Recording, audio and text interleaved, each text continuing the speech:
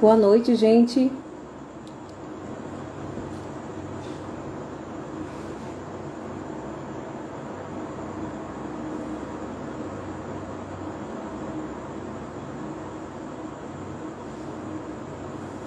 Sejam todos bem-vindos, tá? Vou só esperar um pouco para o nosso professor José Eduardo entrar aqui com a gente.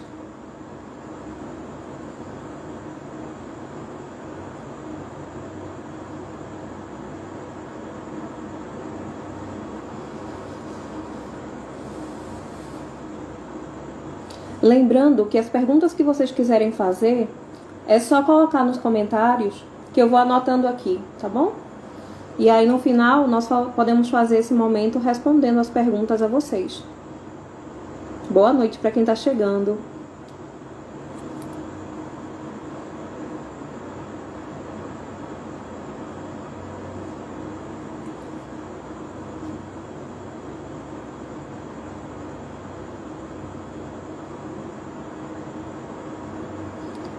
Ficará salvo assim, nós vamos deixar salvo.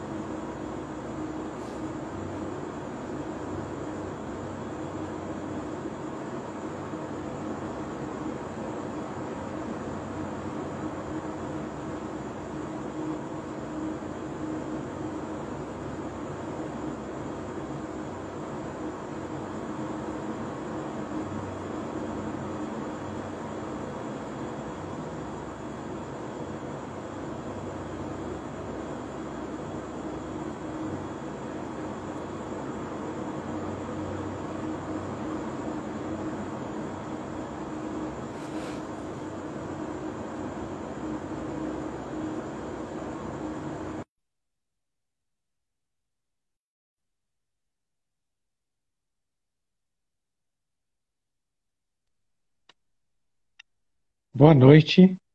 Boa noite. Tudo Está me bom? ouvindo? Graças a Deus. Tô sim. Ai, que bom. Porque esse áudio é meio ruim às vezes. Boa noite a todos. O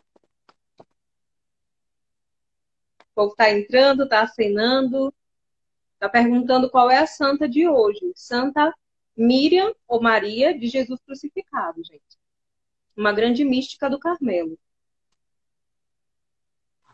José, eu queria te agradecer primeiramente, né, por ter aceito esse convite, por estar aqui com a gente hoje nessa segunda live da página, né, que é um projeto que nós colocamos agora realmente para em prática, de fato, né? Nós que estávamos há tanto tempo nas mídias, mas tínhamos vergonha, mas agora nós sentimos que realmente é a hora, né? De trabalhar um pouco a fé das pessoas, fazer com que conheçam esses santos incríveis da ordem, né, da Carmelita.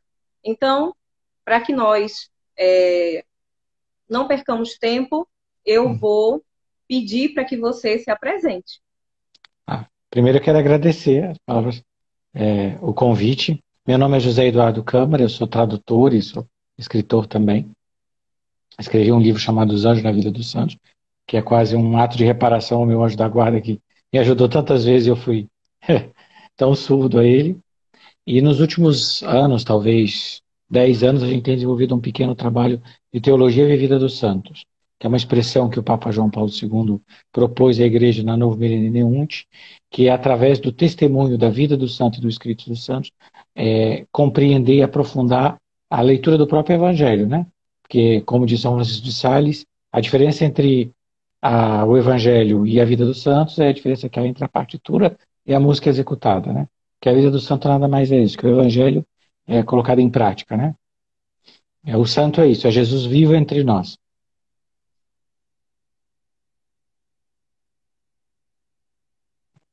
Será que travou ou não? Acho que cravou. Tá me ouvindo? Não, estou ouvindo agora, estou. Tá. Podemos começar já no tema de hoje? Podemos? Então, Santa Maria Jesus Crucificado, né, que é o nome religioso dela, né? É a maneira que a gente chama Teresa de Jesus, a gente não chama pelo nome de leiga, né? Maria Jesus Crucificado é uma santa que é muito difícil falar. Os santos que tiveram muitos dons extraordinários, a gente, antes de falar, a gente tem que explicar algumas coisas, porque tem dois perigos quando a gente fala. Ou a gente fala só dos dons extraordinários, porque eles excitam a nossa imaginação e a nossa curiosidade, e a pessoa acaba saindo na descrição quase como se ele fosse feito de nuvem, se não fosse um ser humano normal.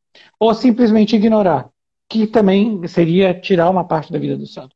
Porque o dom, né, o dom extraordinário, né, o dom carismático, por assim dizer, é algo dado ao santo que faz parte também do seu caminho espiritual, do seu itinerário. Então a gente não pode fazer nenhum outro. É muito fácil se fascinar, por exemplo, com a Santa Maria de Jesus Crucificado, porque Deus encheu ela de tantos dons extraordinários.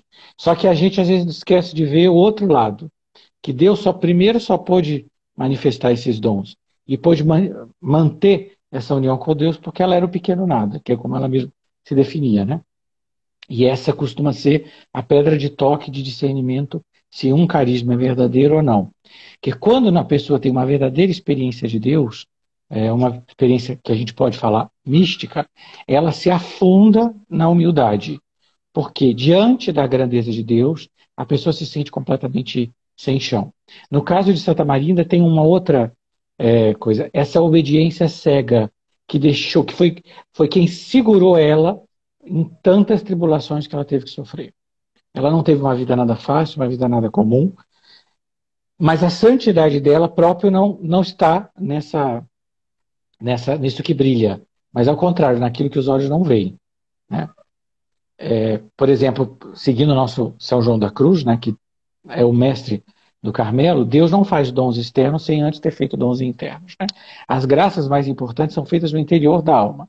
Então, para nós, chama a atenção os estigmas que a gente vê. É por isso que até a gente nem usa, às vezes, a palavra estigma, porque a pessoa, quando a gente usa estigma, ela já deduz um sinal externo da chaga de Cristo. E tem místicos que não tiveram sinais externos nenhum, ou durante muito pouco tempo, né? Mas a verdadeira dom é a transfiguração com a paixão de Cristo internamente. Essa que é a grande... Então, para começar a vida de Santa Maria do Crucificado, vamos começar tentando situar. Ela é palestina, nasceu no território que hoje é a Palestina, bem próxima a Belém, numa espécie de categoria que o mundo finge que não vê, que é o cristão do Oriente Médio, né? Que constantemente tem sido perseguido de maneira sistemática nos últimos anos e até hoje, e é como que há uma cegueira, a gente esquece que eles existem. São comunidades cristãs, católicas, que vivem e são fiéis a Cristo durante centenas de anos, né? E ela nasceu numa dessas famílias, uma vida muito provada pelas dificuldades, pela perda dos pais, né? Por ter que viver na casa de parentes e por toda essa miséria que ela teve que viver. E o ponto-chave dela é ainda muito jovem, quando ela deve sofrer um verdadeiro martírio. Nisso a gente pode comparar a Santa Inês. Quem conhece a vida de Santa Inês, com 13 anos, ela teve que escolher entre o matrimônio ou Cristo, né? No caso dela, ela também teve que fazer uma escolha, porque ela já recebendo essa... A nossa vida interior é um progresso da nossa união com Deus. É um caminhar junto com Jesus. Para algumas pessoas, esse caminhar começa muito jovem, na infância. Em alguns autores, até a gente chama essas graças místicas na infância de graças proféticas, no sentido de que elas não são tanto o que você vive agora, mas o que aqui Cristo te destina. Qual é a tua vocação na igreja? Porque todas as vocações nasceram para servir a igreja. E ela entende que a vocação dela não é o matrimônio. Ela tem um grande conflito com a família dela por isso, e acolhida, entre aspas, por um muçulmano, diante do qual ele fica sem palavras quando ela faz uma defesa enfática de ser filha da igreja. Ele tenta convencê-la à conversão. E para mim aqui é o fato, a característica principal da alma dela. Ela se sente filha da igreja. Ela sente parte da igreja, membro da igreja, e essa vinculação com a Santa Igreja Católica Apostólica Romana é muito forte nela. E ele, tomado pela raiva, a mata, né? Corta o seu pescoço e a deixa para morrer, quando, num fato completamente único, ela é cuidada por essa enfermeira de azul, que depois ela mesma identifica como Nossa Senhora. E ali, ainda tão jovem, no máximo da sua história, ela recebe, que eu digo que é a profecia de toda a vida dela. E é por isso que eu tenho que ler, porque a gente não pode perder uma palavra, porque ela é curada por essa enfermeira de azul, né? Por Nossa Mãe Maria Santíssima, ela recebe essas palavras: não tornará a ver os seus. Então, primeiro ela é separada da família. É o primeiro fato espiritual, né? Para ser de Deus, né? Irá para a França e se fará religiosa. Então, não é só uma vocação de consagração, mas é uma vocação religiosa. Será filha de São José antes de tornar-se filha de Santa Teresa. Tomará o hábito de carmelita num convento, professará num outro e virá a morrer num terceiro em Belém. É o único nome que se cita porque era o único que provavelmente ela conhecia, né? Que era a sua própria terra. É como se fosse contido aqui tudo o que vai acontecer, ainda que a pessoa não distingue. Quando a gente fala desse dom de profecia, que é uma coisa muito difícil de interpretar, as coisas mais difíceis na vida dos santos é o dom de profecia. Por quê? Porque Deus, em geral, fala, se comunica conosco, sabendo da nossa pequenez, com a melhor das pedagogias, através de símbolos. Ainda que pareça muito claro, é claro depois que a coisa aconteceu. Quando a gente está vivendo, às vezes não é muito claro, porque ela teve um longo percurso até ela chegar, por exemplo, à França. Ela realmente não vai voltar aos seus, ela vai servir como empregada doméstica. Então a gente quer ver essa moça pobre servindo em casa de família, né? Para uma moça sem educação como ela, era o serviço natural. E é assim, quase que misteriosamente, sendo conduzida por Deus mais que pelos homens, porque a própria consagração dela no Santo Sepulcro é, é a serviço, é ministrada por um anjo, né? Que então ela própria não entende que é um anjo, mas vai sendo conduzido, né? Deus conduz as almas, grande parte da vida delas, por meio de mistério. Isso não é sempre às claras. A nossa vida aqui é noite da fé, né? Mesmo para quem tem tantos dons extraordinários. E assim ela vai parar na França. E aqui é o ponto particular, porque ainda que ela não seja francesa, ela é um ponto muito especial na história do Carmelo francês. E aqui eu gostaria de fazer uma explicação muito grande. A gente tem que entender qual era esse momento que o Carmelo na França vivia. Todo o Carmelo e todas as ordens religiosas foram dissolvidas, perseguidas e acabaram na Revolução Francesa. Nós tivemos o caso das Carmelitas Mártires, houve uma dissolução completa, uma perseguição sistemática da igreja. No meio dessa loucura, né, que é a famosa, sabe, o Estado mandava os defensores da Revolução na porta dos Carmelos, dos mosteiros de clausura, das Clarissas, libertar elas. E elas não queriam sair, porque é incompreensível para as pessoas que não têm fé que elas estavam ali por amor a Jesus, né? E desde o período do Iluminismo, e até hoje é muito forte, há um grande preconceito em vários ambientes para a provocação religiosa. Motivo pelo qual a gente aprende tudo de história, menos o que foram as religiosas na nossa história, que para mim é o mais admirável.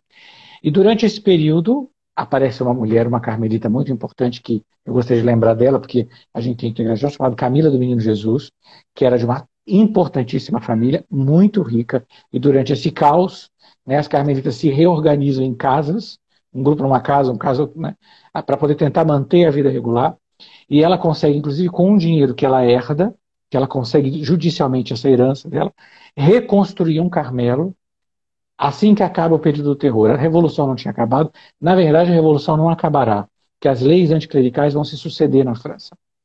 E o que para mim é mais admirável é que a treva tinha tomado conta daquele país, e a partir da invasão napoleônica de quase toda a Europa, e nunca se viu tanto renascimento tão grande. A fundação de novas casas religiosas, a fundação de novos mosteiros, a fundação de ordens para a educação, tudo se tinha que reconstruir. O símbolo do coração de Jesus como símbolo dessa reconstrução. E o Carmelo francês vive uma coisa única, que ele se torna um Carmelo missionário. A fundação missionária começa a surgir. Aqui, quem gosta de Teresinha do Menino Jesus como eu, lembra que o Carmelo Lisieux é um Carmelo do qual dependem muitas fundações no Extremo Oriente. A fundação do Vietnã e a coragem que essas mulheres tinham, sem nenhum conforto, com uma vida tão íntegra, recomeçar uma vida do zero, sem nenhum tipo de ajuda financeira quase, começando do zero, sabendo que elas seriam perseguidas. Quando Santa Maria, então ainda era Maria, né, chega como doméstica, ela começa a frequentar uma paróquia de rito greco-católico, que para mim é uma coisa que eu gosto de achar muito importante, porque boa parte dos poemas que ela escreve nos êxtases, dos textos, lembram muito os textos litúrgicos bizantinos. Eu tenho um amigo que é greco-católico, e cada hino que ele me... Porque eu não sou, né, não é a minha tradição litúrgica, eu sou de rito romano, e ele me passa os textos litúrgicos dos hinos, e é muito impressionante a beleza e como essa poesia ressoa na vida dela. E ela então consegue a primeira vocação dela, entre as irmãs de São José da Aparição, que é um instituto, nascido nesse mesmo período, para as missões, que terá um grande impacto nas grandes missões do Oriente Médio, né, do Extremo Oriente. E ela está muito feliz, ela finalmente vai ser religiosa, a primeira parte da profecia dela vai acontecer. Ela primeiro vai ser filha de São José.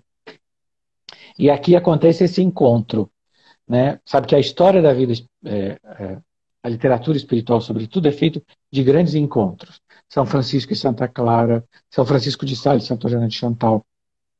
E é muito bom a gente lembrar isso, porque a gente nunca pode esquecer que nós não seguimos nesse caminho do céu sozinhos. Deus não nos criou para viver sozinhos, e nós não chegamos no céu sozinhos. E a providência de Deus tem uma coisa muito admirável de unir as pessoas, de unir essas almas que não podiam ter absolutamente outra maneira de se unir se não fosse por Deus, né? Que humanamente não parecia. E aqui ela vai encontrar essa pessoa que para mim vai ser muito importante, que é a Venerável Madre Verônica da Paixão. Teoricamente elas não tinham nada em comum. A Madre Verônica era mais de 20 anos mais velha que a Mariana. A Madre Verônica não nasceu católica, ela nasceu anglicana, de uma família de tradição anglicana. Ela tem uma conversão e um chamado à vida religiosa que foi difícil, né? E eu gosto de lembrar dela porque nós temos, graças a Deus, um reconhecimento muito grande desse grande processo de conversão de várias personalidades inglesas, do cardeal Newman, até posteriormente de Chesterton, e a gente não lembra da Madre Verônica, que teve sim esse grande impacto porque ela encontra essa vocação e ela vai para a Índia. Me parece tão admirável a coragem dessas pessoas de irem no metade do século XIX para a Índia. E ao contrário do que a gente pode imaginar, porque também a gente tem uma visão da vocação muito retilínea, né? Já pronto, eu encontrei minha vocação, e não é assim.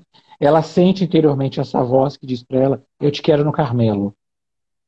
E é uma coisa bastante interessante. Ela, com a direção espiritual de um padre carmelita, começa a discernir que ela tem um chamado missionário carmelita. É uma fundação carmelita missionária. Mas ela é religiosa das Irmãs de São José da Aparição e ela deve esperar uma dispensa para sair da sua própria congregação. E quando tudo parece muito incomum, porque ela está provisório, ainda assim ela vai para o noviciado e um dia ela encontra essa...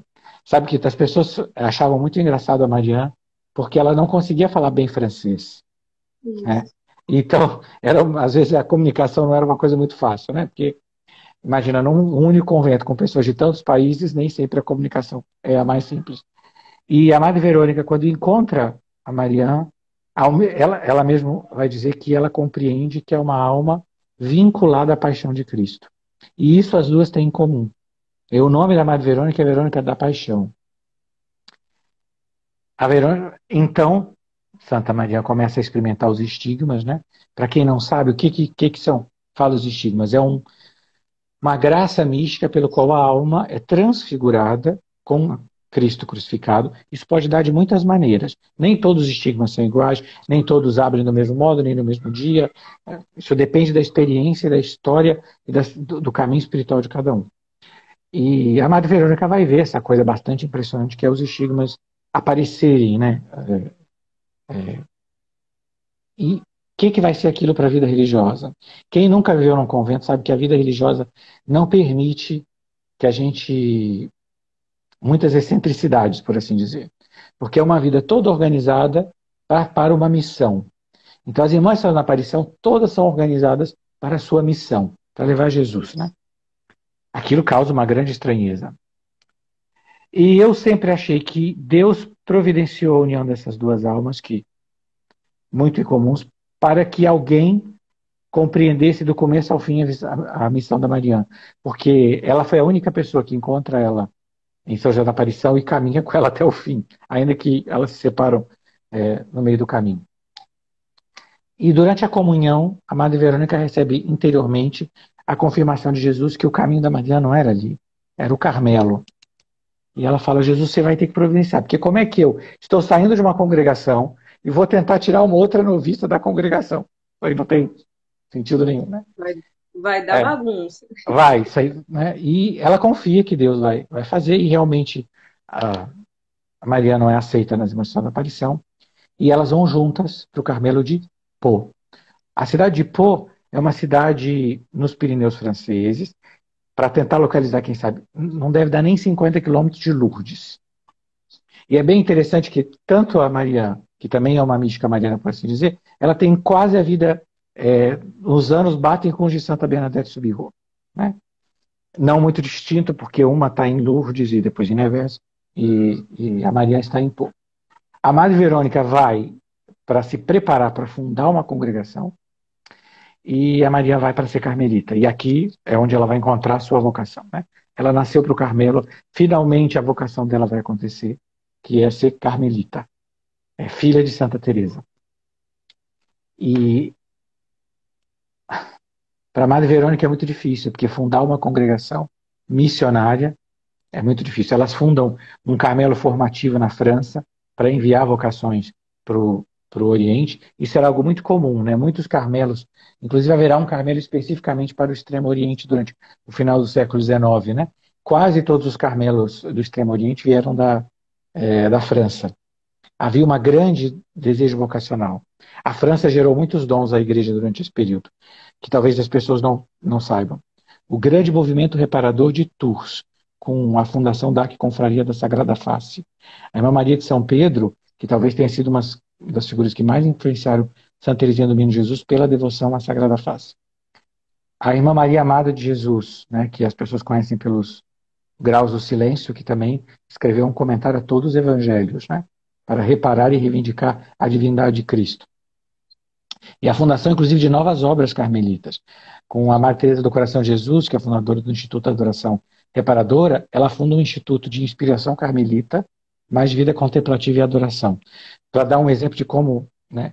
Então, também o Carmelo, quando a Santa Agora, Maria Jesus Crucificado entra, é um Carmelo pronto para a missão.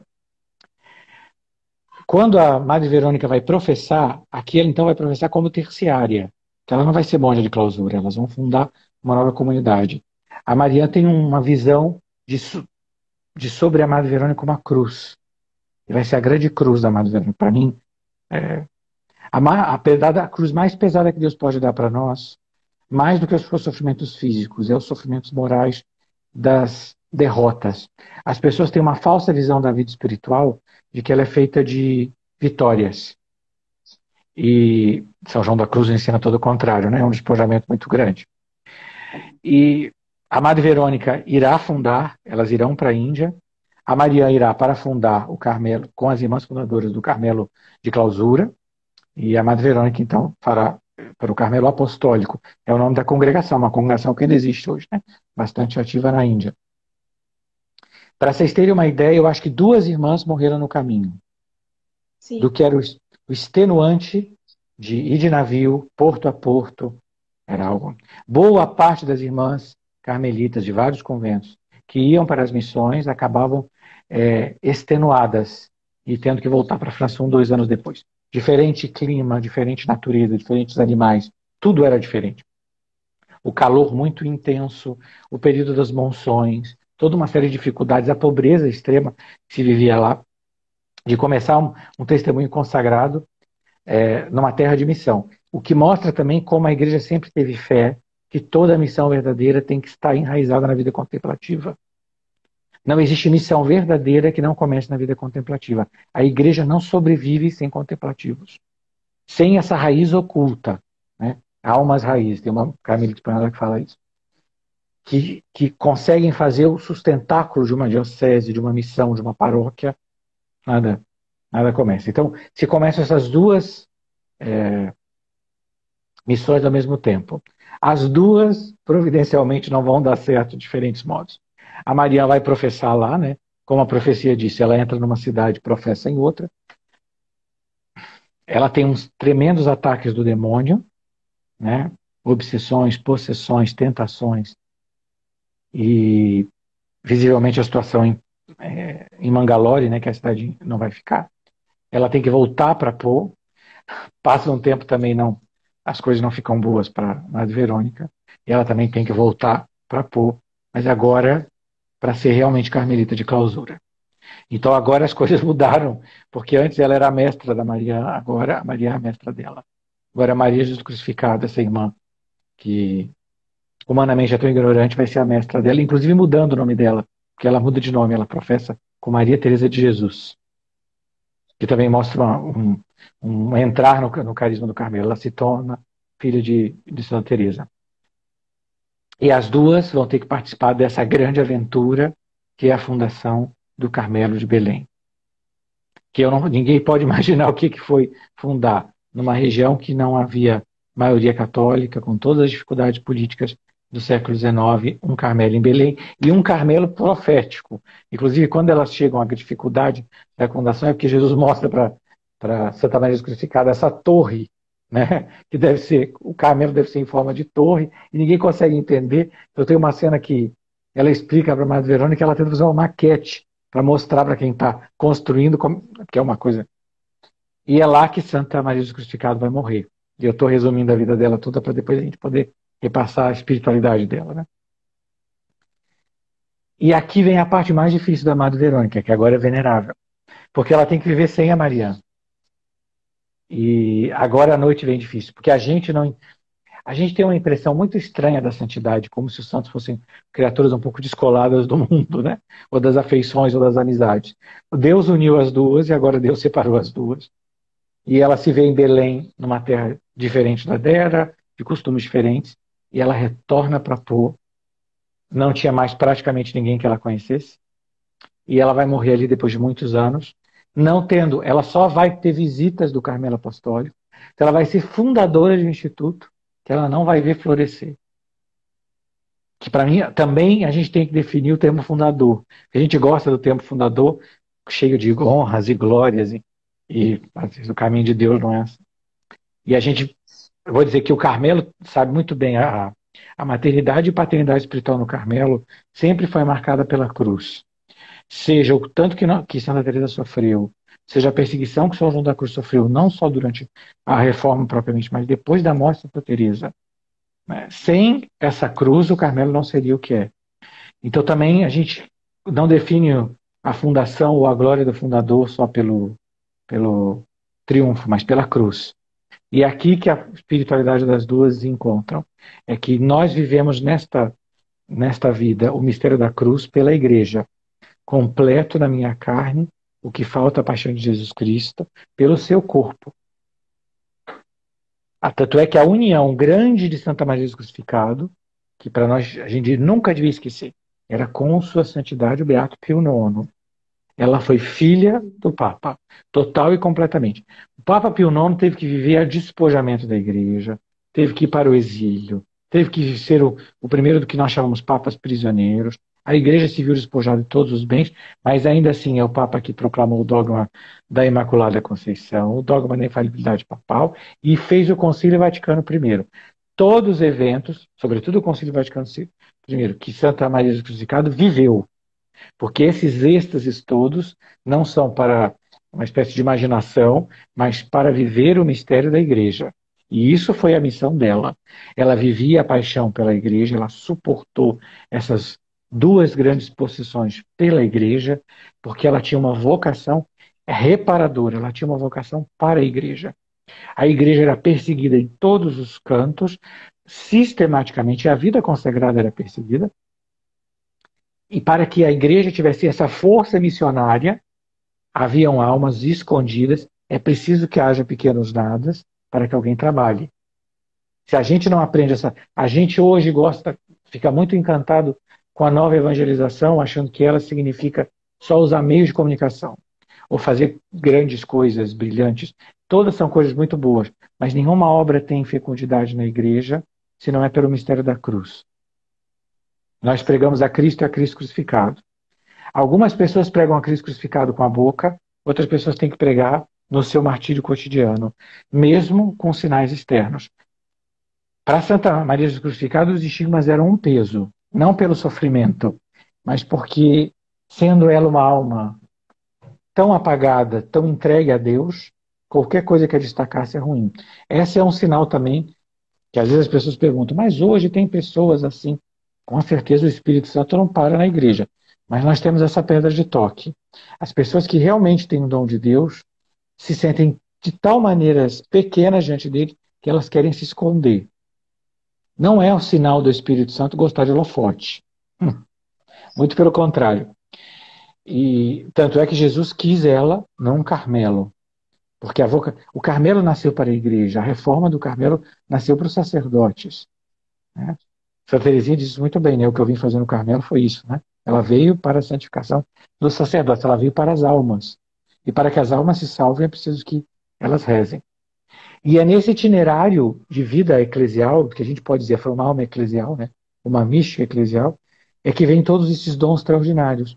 Bilocação, levitação, estigmas, possessões, a possessão angélica. Tudo isso é como um transbordar externo. Os êxtases nela, com certeza, é uma grande estática, né? Sabendo que o Carmelo francês tem esse histórico, porque o Carmelo vem da Espanha, o café reformado vem da Espanha para a França, através da Madame Carrie, da Beata Maria da Encarnação, que foi uma grande mística, também configurada com a paixão de Cristo. Né? Então, Jesus atrás da Palestina, para se inserir nesta terra, vivendo algo que é muito próprio dele, né? Porque Deus também não nos conduz aqui ao local ao qual nós devemos ser fecundos. Né? E essa é os êxtases de Santa Maria do Crucificado. Alguém me fala se eu estiver falando muito, senão então estou passando o tempo. Tá ótimo, eu estou aqui só ouvindo. É o que mais Atenta. vai mostrar para mim essa poesia que sai do êxtase, porque é um transbordar do que Deus derrama nela. Mais importante do que todos os sinais externos, pelo sinal externo a gente descobre do que tem interno. A boca fala do que o coração está cheio, né? Então, eu gostaria de ler, eu gosto sempre de pegar uma passagem para ler, que ajuda a gente a entender um pouco da alma, né? Que é o momento que ela recebe a transverberação, como Santa Teresa, né? Esse fogo interno que vai transformar a alma em Deus, né? E ela tem essa exclamação: ó amor, meu amado, onde estás? Procurei e não o encontrei. Meu amado, eu ando, corro, choro e não acho meu amado. Jesus, meu amor, não posso viver sem ti. Onde estás, meu amado? Quem viu meu Jesus? Quem encontrou meu amado? Sabes, meu amor, a terra inteira nada representa sem ti. Toda a água do mar não bastaria para refrescar o meu coração. Aqui a gente vê puro São João da Cruz, né? Você vê que ela não... Quando Deus une as almas e a fez carmelita, ela não precisa ter a cultura de saber todo São João da Cruz de cor, como algumas almas tiveram. Mas esse espírito está vivo no Carmelo. O Carmelo não é só uma experiência literária. Qualquer boa carmelita vai saber dizer isso. É uma experiência vital. Se vive. Tanto é que o Carmelo descalço teve, para mim, essa grande característica, que as tradições viveram a devoção ao Menino Jesus, as procissões. E cada Carmelo foi crescendo de maneira a fazer que aquilo se expandisse e crescesse, a formação, o modo de vida. O Carmelo é uma experiência ali dentro. Por isso que a formação carmelita individualizada, de cada mosteiro tem a sua, Santa Teresa para mim foi mestra nisso, inclusive de encontrar. Ela vive, Santa Maria Jesus Crucificado, essa espiritualidade. Onde está o meu amado? Toda a nossa experiência só tem razão por causa dele. Se não fosse por Jesus, o último a sair que apaga a luz. Só por ele, só o amor a Jesus e só esse amor crucificado justificam as cruzes, as penitências, os jejuns, o calor, tudo. E com ele tudo faz sentido. E a alma tem sede dele, né? Toda a água do mar não bastaria para refrescar o meu coração. Ainda que a alma tivesse tudo, se não tem Jesus, não tem nada. Essa é a grande pobreza da nossa geração. Nós temos abundância de tudo, de informação, de conhecimento, de comida, de bebida. Em grande parte nós temos regiões do Brasil que, graças a Deus, não vivem tanta miséria como as outras, ainda que Sejamos sinceros, nós ainda temos muita miséria no Brasil. Mas ainda que nós dessemos para as pessoas todos os bens materiais, se nós não dessemos Jesus, nós daríamos nada. É o que fala São Pedro no Atos dos Apóstolos. Não tenho ouro nem prata, mas o que eu tenho, eu te dou. Nós só temos Jesus, porque só Jesus pode dar a resposta. Jesus se manifesta então a ela, e essa transverberação, essa lança, essa seta de fogo, é um sinal, é um símbolo de uma realidade espiritual, que a alma deve ser transpassada, porque ela não pode suportar o amor. Chega um momento que é tão grande a presença de Deus, e nós somos tão frágeis, que a alma não pode suportar. Ela se faz fogo. A chama viva de amor, que é o Espírito Santo mesmo, deve transformar a alma em Cristo Jesus. E ela exclama de joelhos e olhos fitos no amado, afasta o hábito ao lado do coração, chega, chega Jesus, eu não aguento mais, vou morrer de enlevo e de dor. É São João da Cruz. Você vê, isso para mim é muito, muito importante saber. A nossa vida espiritual não pode ser um conhecimento teórico. É bom estudar, é bom ler todos os livros que você quiser. É maravilhoso, eu recomendo, eu traduzo o livro para isso. Mas isso não é. Nós não estamos aqui para crescer a nossa cultura geral. Isso é bom para você ser um bom professor, mas na vida espiritual não é isso. Na vida espiritual tem um princípio. Sem mim, nada podeis fazer. O grande mestre é ele. O grande diretor espiritual é ele. O diretor espiritual dessa terra mais é que aquele que ouve os passos do esposo. O esposo vem de lá. Para onde o esposo vai, para poder a gente ir atrás. Mas só ele é o guia. É só ele que pode saciar. Só ele. Quem consolou meu coração, ela exclama. Fostes tu, meu amado. Quem o refrescou? Fostes tu, meu amor. Fora do amor de Deus, a gente pode procurar quanto a gente quiser. E a grande dificuldade das noites escuras, sobretudo da noite dos sentidos, né? Porque na noite do espírito a alma já está numa certa estabilidade, ainda que ela não experimente sensivelmente. É a tentação de quando nos falta esse consolo, é buscar o consolo nas coisas. Porque elas consolam. E elas não podem consolar, elas amarguram a alma. Porque a nossa alma, como disse São João da Cruz, ainda que seja por um fiozinho, o passarinho se está preso, não voa. E nós devemos passar por todas estas noites, né? Para quê? Para que a nossa alma livre só possa ser cheia desse amor. É preciso que a alma, é como um odre, né? Um odre novo para esse vinho novo. E para que isso aconteça é preciso despojar. E nisso, em Santa Maria do Crucificado, tem essa coisa difícil de digerir às vezes para nós, que é o papel que vai ter o demônio na vida dela. É muito politicamente correto não falar no demônio, fingir que não existe o mal, né? Ainda que qualquer pessoa saiba que o pecado existe e o mal existe. Ela é uma experiência de qualquer ser humano. A gente vê, a gente compreende. E para mim é muito interessante isso, porque o demônio tentando nos destruir, Deus o usa para nos santificar. Ele tenta atormentá-la, e ele o faz, né? Seja pela possessão, pela obsessão, por isso atentando contra a vida dela, né? É algo que para a Madre Verônica, por exemplo, no testemunho dela, vai impressioná-la muito, porque ela vê que o demônio tenta machucar a irmã. E para quem está do lado é uma experiência bastante difícil, né? Porque quando você gosta de alguém, a sua primeira impulso é proteger as pessoas, né? E diante de uma coisa dessa, você realmente não pode proteger. E o que significa essa tentação, essa obsessão? Primeiro, que ela é reparadora. Nessa balança do mundo, onde tem tanto mal, alguém tem que suportar um peso. É difícil a gente entender isso hoje, porque a gente vive tão absorto no mal que a gente não vê, né? Quem vive na escuridão não vê que está na escuridão. Sabe que esse é o grande segredo, que a gente, quando está num quarto com todas as janelas fechadas, a gente não vê que está sujo. A casa pode estar imunda, a gente não vê. É a maneira que a luz vai entrando é que a gente vê onde a gente tem que limpar. A gente vive a nossa vida hoje toda submersa na escuridão. Então a gente não vê o quanto a gente está sujo, o quanto a gente precisa de redenção. E esse sofrimento dela, que vai suportar muito, sobretudo durante o período da Índia, porque o demônio vai cercar ela de contrariedades para que ela não professe e para que ela não cumpra a missão dela. Porque não tem coisa mais importante, o que faz mais bem para a igreja, que um religioso fiel à sua vocação. Nós hoje não compreendemos tanto a graça da vocação religiosa. E é por isso que muita gente ou não ouve a vocação, ou acha assim, não, se for de verdade, ela vai voltar. E muita gente deixa passar a sua resposta, né? Deixa para amanhã, para a semana que vem. E não há nada que o demônio tema mais, e não há nada que colabore mais para o bem da igreja do que essa vocação. Ele faria qualquer coisa para que isso não acontecesse. Porque uma alma dessa é como o demônio falava para o Curadas, né? Se eu tivesse mais sacerdotes como você, o meu reino estaria destruído, né? A mesma coisa, porque a religiosa, sobretudo a carmelita, que sobre elas pesa o sacerdócio, né?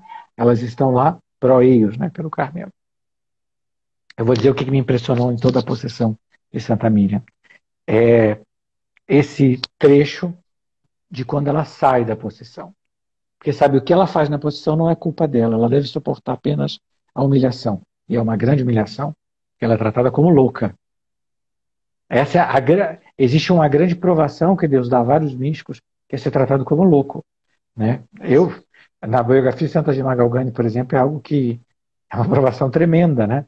Porque num determinado momento, mesmo sendo ela pura como é, obediente como é como se ela estivesse completamente sozinha, né? E esse é o momento de Santa Maria Crucificada. Ela está numa outra nação que não é a dela, que incompreendida, e no qual ela não vai poder ficar. E quando acaba esse domínio que Deus permite o demônio sobre ela, porque também o demônio é um cão preso, né? Ele não pode nada que Deus não permita, né? Tudo isso foi permissão de Deus para a sua glória. Ela fala essa frase para mim, como eu digo, a gente entende ela com São João da Cruz. Quero sofrer e ser desprezada por vosso amor, Senhor. Isso é São João da Cruz, né? Esse é o pedido dele a Jesus crucificado. Mereço ser humilhada ainda mais. Perdão, perdão. Esse mistério é o mistério da santidade. Você quer saber um segredo que só o Espírito Santo pode dar? O carisma mais importante para a vida espiritual, o dom mais profundo que o Espírito pode dar, é saber entender a graça da humilhação. Nenhum de nós naturalmente entende isso. Todos nós, quando somos humilhados, e eu vou dizer por experiência própria, a vontade que você tem é esgoelar alguém. Porque nós queremos o nosso. E sem o Espírito Santo nós não conseguimos chegar a isso. Se a gente tentasse chegar só com as nossas forças, a gente ficava doido. Porque se não é a moção do Espírito, chegar a estar nesse grau de despojamento, viver como o mistério de Cristo, né? Que se aniquilou a si mesmo, né? E se morreu por nós até a morte de cruz. E é isso que ela vai viver. Ela tinha acabado de sofrer o peso do mal, que é uma coisa tremenda. E ela diz, mereço ser humilhada ainda mais. Seja feita a vossa vontade, Senhor, e não a minha. É o Horto das Oliveiras, né? Peçam a Jesus que retirem as alegrias interiores. Elas são tão intensas que não percebem o sofrimento. Olha que coisa, o desejo dela de se parecer com Jesus crucificado era tão grande, ela está disposta a perder a única riqueza que ela tinha, que era a alegria interior. Amar Jesus a ponto de querer estar com ele no horto, sem dormir, é o verdadeiro amor, que só o Espírito Santo pode dar. O verdadeiro e divino amor nessa terra, o Espírito Santo mesmo produz.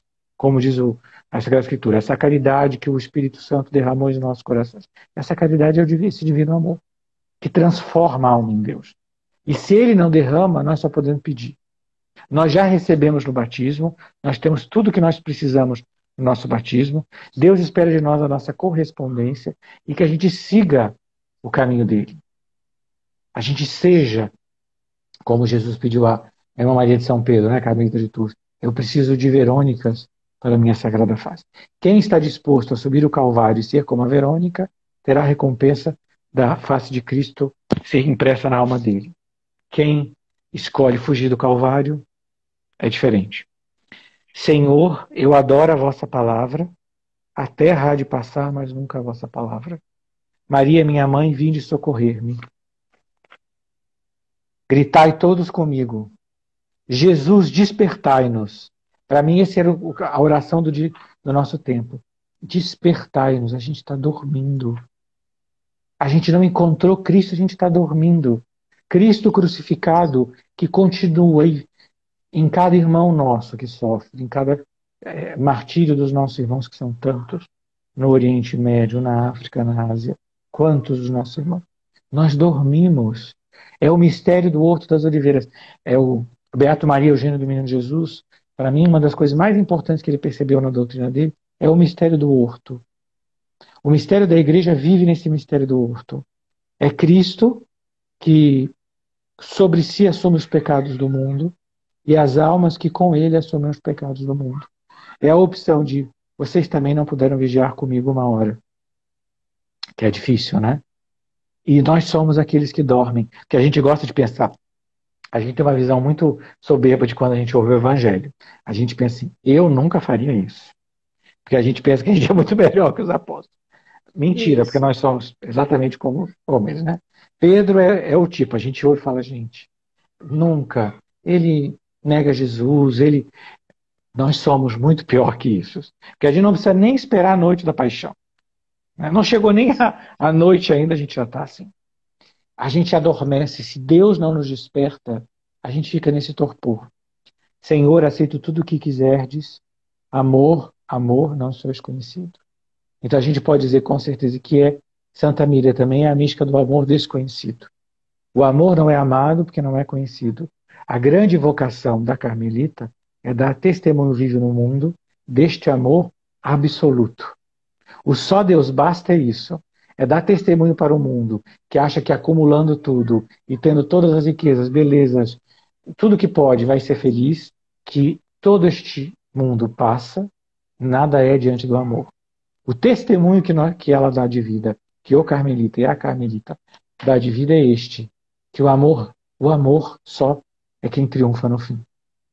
Né? O só Deus basta é só o amor basta. A vocação, aqui a gente vai ver Santa Maria Jesus Crucificado, que é porque ela morreu muito jovem, senão ela teria quase convivido com Santa Teresinha, né? Santa Teresinha, a Maria morre em 1878, a Teresinha em 1897. Né? Quando ela fala minha vocação é o amor. A vocação do amor é vivida em todas as maneiras.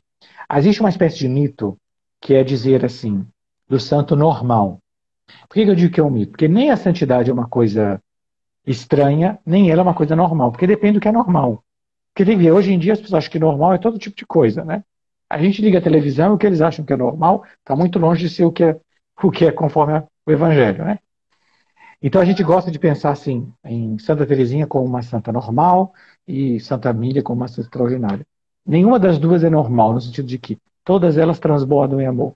O modo com que o amor se manifesta numa alma depende da missão que Jesus dá para a alma. É Jesus, quem faz a santidade é Ele. É por isso que às vezes eu fico um pouco nervoso de algumas biografias de santo que tenta mudar o santo. Não somos nós que decidimos como o santo fez. Foi Jesus quem escolheu. E para todas as almas é assim, que não tem dois santos iguais. Mesmo numa mesma família religiosa, o Carmelo é um exemplo disso. Cada uma tem a sua faceta, o seu olhar, e a sua própria vocação na vocação. A Beata Cândida da Eucaristia, com a sua, sendo a mística da Eucaristia. Todos, porque nós somos todos um caminho único. As duas têm a mesma vocação, de ser na igreja o amor. As duas sustentam a igreja. Sabe, o santo é o sustentáculo da igreja. A igreja conseguiu passar e passará por todas as tribulações, porque quem faz a santidade é o Espírito Santo. Sim. O grande segredo de Santa Míria, aqui nós vamos entrar nessa parte importante, que é a mensagem eclesial dela, que ela deixa uma mensagem para a igreja, que é este amor, que é o amor... A gente tem 10 minutos. Então vamos terminar, que é a devoção ao Divino Espírito Santo. Eu fiz um texto sobre isso, quem quiser entrar lá no Claustro, que é o meu site, né? www.claustro.com.br, que tem todo o texto sobre essa vocação. Por que a vocação ao Espírito Santo? Porque o Espírito Santo é o amor. A igreja vivia a tribulação da perseguição, o Concílio Vaticano I, o Papa perseguido. E qual a resposta? É o Espírito Santo. É o amor de Deus. Ele é a resposta. E se nós temos trevas, é porque nós não recorremos a Ele. Se nós temos trevas no seminário, na vida religiosa, no sacerdócio, no laicato, porque nós não invocamos a Ele. Ele é o santificador. O amor é Ele. Ele santifica as almas. Porque a santidade é isso, é o Espírito Santo configurando e transformando as almas em Cristo para a glória do Pai. Porque não é isso a vida da Carmelita, é uma vida escondida com Cristo no seio do Pai. Que é a vocação de São Paulo.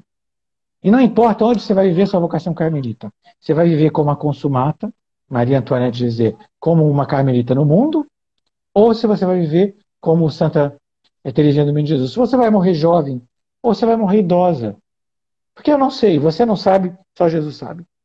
Que ponto da sua vida isso vai chegar. Mas nós só saberemos invocando a Ele.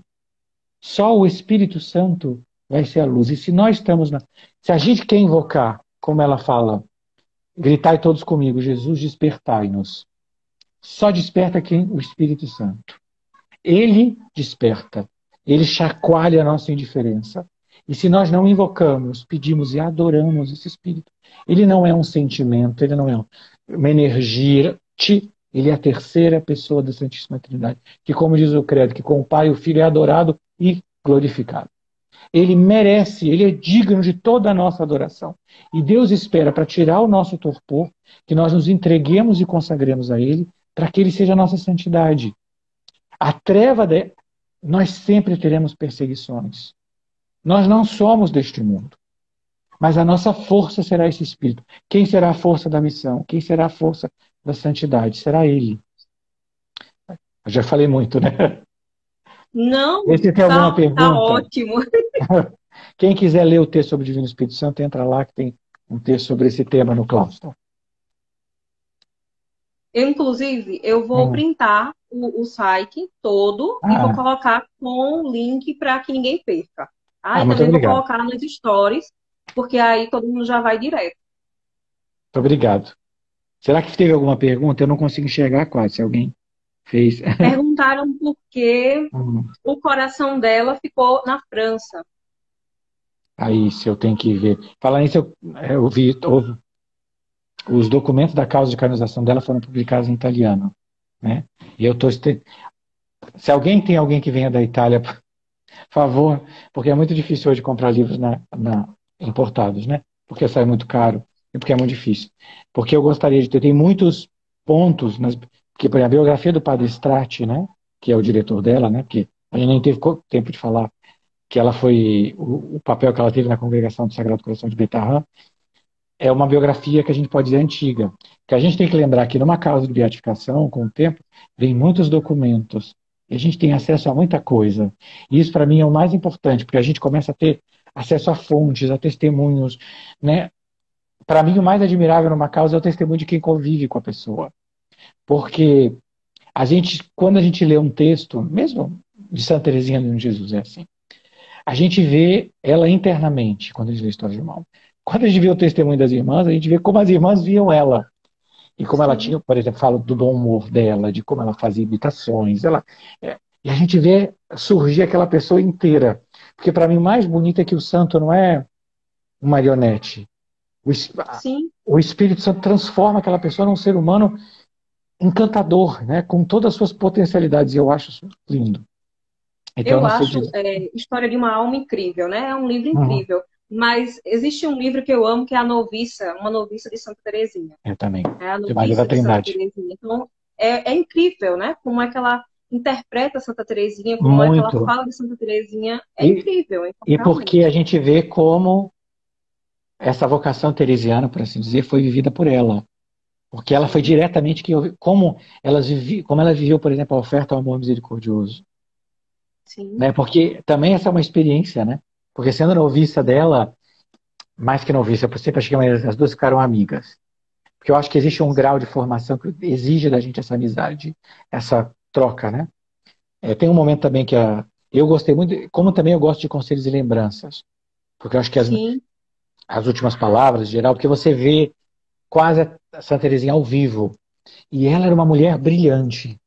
As pessoas têm, às vezes, a falsa impressão, mais pela iconografia, de que ela era uma figura frágil. E é todo o contrário. Eu desconheço uma pessoa tão forte como ela. Eu não suportaria um décimo dos sofrimentos, inclusive das humilhações, né? A grande né? Que ela suportou. E a capacidade, a pedagogia dela, o conhecimento de... Os últimos 2 anos da vida dela, fala, gente, só o Espírito Santo pode fazer isso. Que formação profunda que Deus fez nela, né? Por isso é a Eu maior fonte da aproveito já pessoa. para fazer o convite a você para uma outra live sobre Santa Teresinha do Menino Jesus. Isso sim, que ela, essa que é a minha. Não, porque a espiritualidade da Sagrada Face, a maneira com que ela foi unida, o próprio oferecimento ao amor misericordioso, no que ela fez e o que ele significou para a igreja, nós não teríamos uma série de movimentos da igreja do século XX sem Santa Teresinha. Ela foi a escritora mais importante do século XX, mais do que grande parte dos famosos teólogos, porque ela suscitou a legião das pequenas vítimas, foi um fato. Ela realmente suscitou em todo, do irmão Marcel Van no Vietnã, ao Brasil, ao México, aos Estados Unidos. É uma coisa impressionante. Ela realmente não parou de trabalhar no céu. A missão dela é uma coisa impressionante. E como cada uma dessas pessoas foi pegando a espiritualidade dela e fazendo a sua própria. Que esse é sinal de um verdadeiro dom de Deus. Ela não está simplesmente parada naquela caixa que a gente imagina, mas ela se expande, porque ela tem a força da palavra de Deus. Não é a força dela mesma. Quando perguntaram sobre o coração dela, esse livro aqui, ele fala, né? Se chama O Nadinha da Pequena Árabe. Foi um pedido do Carmelo da França que o coração dela ficasse lá, porque assim, ela começa a trajetória de vida dela na França. Então eles pediram, né? E assim que ela morre, é mandado uma equipe que retira o coração, encontram lá a marca, né, da lança, né? E esse coração dela vai para França, né? E hoje as suas relíquias estão, né, em Belém, né, no Carmelo. Então ficam lá em Belém, inclusive tem o dedo, né, em que Nosso Senhor coloca o anel místico, né, o casamento místico dele. Então, eu queria que o tempo do Instagram durasse porque, olha, já 57 minutos. José, eu queria te agradecer muito por tudo. Que palestra maravilhosa, que momento incrível. Eu tenho certeza que todo mundo gostou. Os comentários estão aí para dizer isso, né? Eu vou salvar essa live e eu quero muito que você fale sobre o seu livro, que eu tenho aqui, que eu amo. Fazer uma pequena propaganda. Fez toda a diferença na minha vida, né? E eu sempre indico ele porque a história, né, dos anjos na vida dos santos é muito importante. Então, diz pra gente onde encontrar, né? Você pode encontrar em quase todas as livrarias digitais, a editora Eclésia, tem na Amazon, você colocar lá Os Anjos na Vida dos Santos, ou mesmo no meu perfil do Instagram, você vai encontrar o link. É um livro pequeno, muito simples, mas a ideia mesmo é que com o nosso ano a gente começa a aprender a rezar. A grande sede que nós temos no nosso tempo é poder aprender a rezar. Né? A porta do castelo é a oração, né? Então não adianta a gente, por mais que a gente queira, a gente deve ler todo Santa Teresa e entender, mas a gente tem que começar a ter essa intimidade com Cristo. E o nosso anjo da guarda é o nosso pequeno mestre. É ele que foi dado pela providência de Deus com esta missão de nos levar para o céu. Ele vê em nós não tanto a nossa miséria que nós somos agora, mas aquilo que Deus espera de nós. E ele está aqui para nos ajudar a ter essa fidelidade à graça constante. Isso é a oração que faz. Né? Ele que nos leva ao sacrário, ele que nos ajuda na vida eucarística.